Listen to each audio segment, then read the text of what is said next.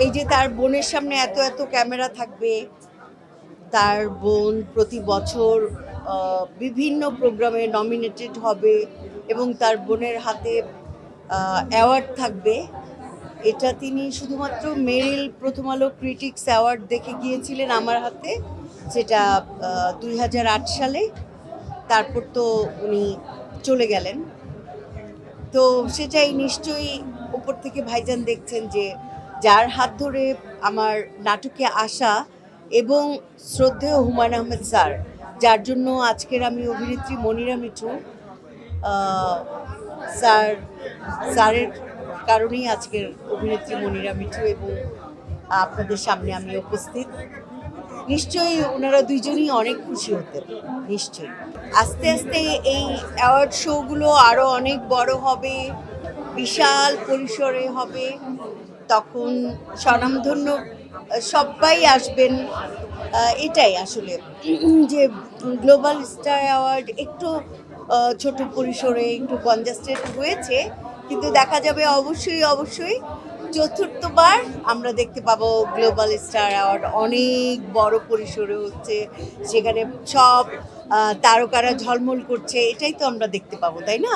মোহাম্মদ মোস্তফা কামাল রাজের পথহারা মন চমৎকার একটি গল্প, এবং আপনারা এই নাটকে ফিরে পাবেন সেই আমাদের মারাত্মক মারাত্মক জনপ্রিয় এবং সব্বার ভালোবাসার জাহিদ হাসান ভাইকে ফিরে পাবেন।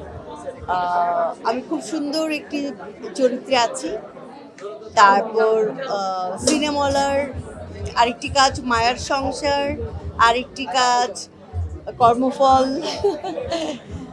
তারপর মাত্র করলাম রুবেল হাসানের ছুঁয়ে দিলাম তোমায়।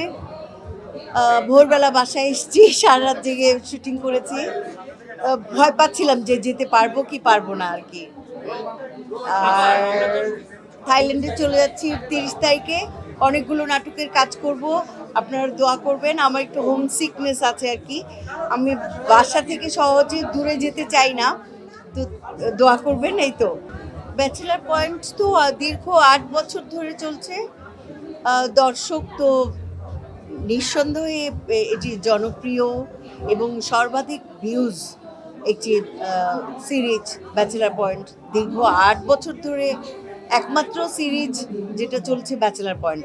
8 বছর ধরে আমার মনে হয় না বাংলাদেশে আর কোনো ধারাবাহিক চলেছে কি মানে আপনাদের কাছে আমি জানতে চাইছি, আমার অজানা থাকতেও পারে। তো এটাই যে 8 বছর ধরে চলছে, এটা তো আমরা একটা তালি পেতেই পারি, তাই না?